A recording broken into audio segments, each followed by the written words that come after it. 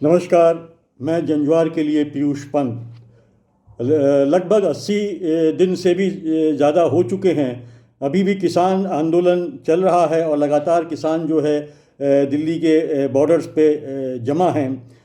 हालांकि गाजीपुर बॉर्डर से थोड़े किसान जो है कि ऐसी खबरें आई थी कि जा रहे हैं, वापस अपने खेत के तरफ लौट रहे हैं क्योंकि उन्हें खेती भी करनी है। लेकिन अभी भी किसान आ रहे हैं, सिंघू बॉर्डर में लगातार जमे हुए हैं। लेकिन जो हमारी सरकार है वो बिल्कुल इससे की कोई चिंता नहीं, अभी भी अपनी ज़िद पे अड़ी हुई है। और जिस तरह से आपने देखा होगा कि किस तरह से पार्लियामेंट में भी, जिस तरह से प्रधानमंत्री ने खुद भी जो राष्ट्रपति का अभिभाषण के समय जो उन्होंने अपना उत्तर दिया, उसमें भी उनको बिल्कुल भी चिंता किसानों की दिखाई नहीं दी। बल्कि किसानों से ज़्यादा चिंता उन्हें जो अंबानी हैं, उनके जो टावर तोड़े गए हैं लगभग जो 100 की, उसकी चर्चा करते हुए उसकी चिंता दिखाई मोदी जी ने ज़्यादा, न कि किसानों की, जो कि तमाम शहादत हो गई किसानों की। कम से कम 170-180 किसान अपनी जान खो चुके हैं और इतने दिन से चल रहा है। तो उस मुद्दे को न करते हुए प्रधानमंत्री जी की चिंता जो है उन टावर्स को लेके थी और इसी में उन्होंने जो है ये बात तक भी कह डाली, आंदोलन जीवी लोग हैं। लेकिन आप देखिए मीडिया में जो इस समय किसानों की बात भी नहीं चल रही है। खासकर गोदी मीडिया में जो बात चल रही है वो है बंगाल का चुनाव। और ख़ासकर ये बात चल रही है कि इस बार तो लगता है, इस बार तो जो है निश्चित रूप से ऐसा लगता है कि ये मीडिया जो बात कर रहा है कि भाजपा जो है बंगाल का चुनाव फतह कर ही लेगी। हमारे देश में हो रहा, हम देख रहे हैं पिछले कुछ समय से, चाहे वो जो है कि अल्पसंख्यकों पे जो है जिस तरह से जो है हिंसा हो रही है, जिस तरह से जो है पत्रकारों की हत्याएं की जा रही हैं सच बोलने पे या सरकार की आलोचना करने पे, जिस तरह से जो है कि तमाम जो वर्ग के लोग हैं, पढ़े लिखे लोग हैं, वो जिस तरह से एक्टिविस्ट हैं, जिस तरह से उनको अर्बन नक्सलाइट कह के जेलों में डाला जा रहा है, और जिस तरह से लोगों के नागरिक अधिकारों का हनन किया जा रहा है उनके, और जिस तरह से किसानों के, खास किसानों को जिस तरह से उनकी जो वाजिब मांगे हैं, जो कानून वापस लेने की, उसको नहीं माना जा रहा है। क्या ये ही गुड गवर्नेंस है? कौटिल्य बहुत मशहूर चिंतक है, उनकी बात, कौटिल्य ने अर्थशास्त्र में जो बात कही थी कि राजा को कैसा होना चाहिए, उसका सुशासन, हम कब कहेंगे कि एक अच्छा शासन दे रहा है राजा, कि in the happiness of his subject lies his happiness. ये राजा के बारे में कौटिल्य कह रहे हैं कि in the happiness of his subject lies his happiness, in their welfare his welfare, what ever pleases himself he shall not consider good.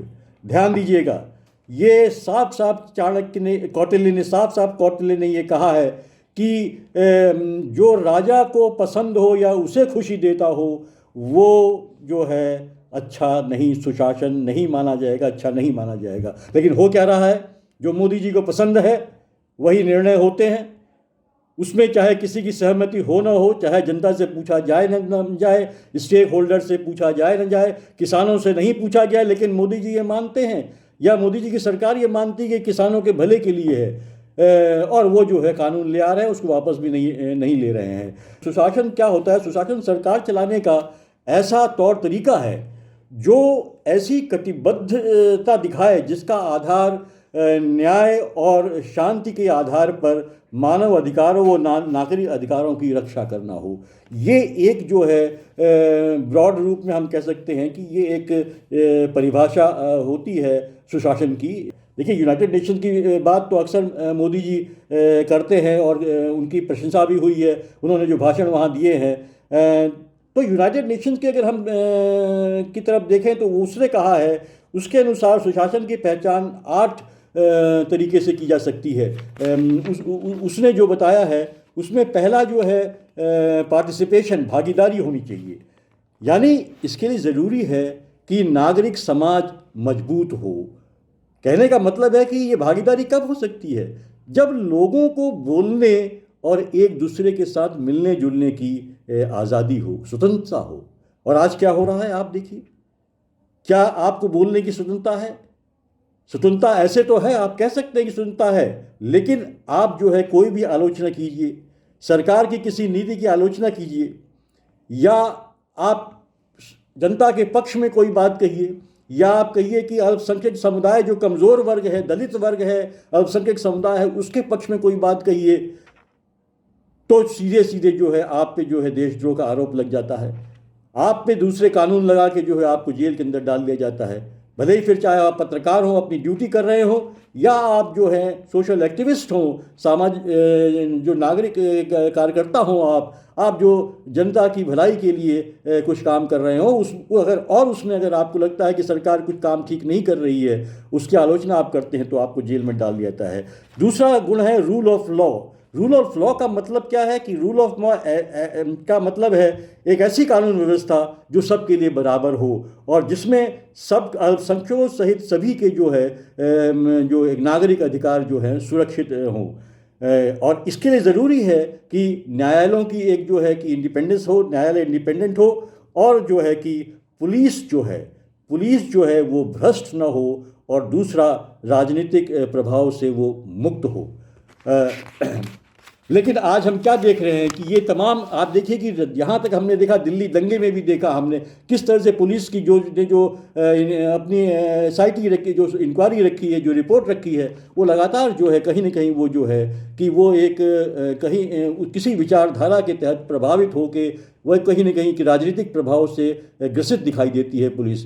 तो ऐसी पुलिस जो न्यायपालिका हमारे देश में स्वतंत्र है, लेकिन कहीं ना कहीं हम देख रहे हैं कि पिछले कुछ सालों से हमको दिख रहा है कहीं ना कहीं वो दबाव में दिखाई दे रहा है न्यायपालिका में, और इस तरह के तमाम जजमेंट आ रहे हैं न्यायपालिका के, जो कहीं ना कहीं लगता है कि वो लोगों को राहत मिलती हुई नहीं नज़र आ रही है।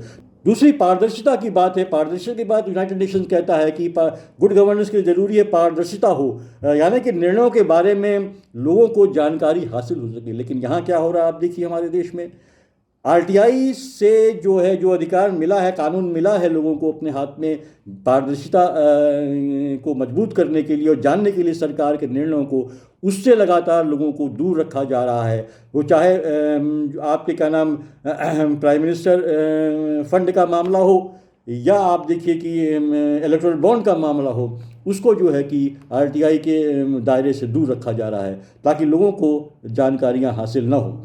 इसी तरह चौथा जो गुण बताया गया, रिस्पॉन्सिवनेस, यानी सरकारी संस्थाएं लोगों की परेशानियों को, उनकी समस्याओं का जल्द से जल्द समाधान करें।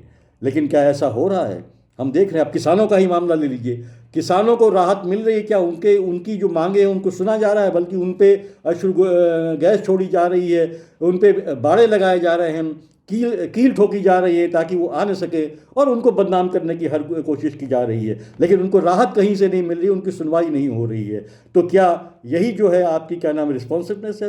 क्या यही जो संस्थाएं हैं वो रिस्पॉन्ड दे रही हैं? यहाँ तक कि कभी कभी न्यायालय भी जो है डिले करता है उनकी बात को, उनके मुद्दे को अपने कंसीडर करने के लिए।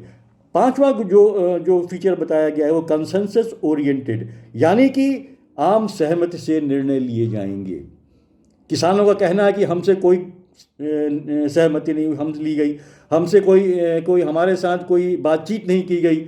यही जो है विपक्षी दलों का कहना है कि ये जो तीनों कानून हैं उनके बारे में जिस तरह से लोकसभा में तो हुई भी बातचीत, लेकिन राज्यसभा में जिस तरह से पारित किया गया बिना किसी डिस्कशन के, सेलेक्ट कमेटी भेजने की मांग की गई, वो भी उसको भी सरकार ने मना कर दिया, और आनन फानन में जो है जो राज्यसभा में जो है इस कानून को पास करवा दिया गया।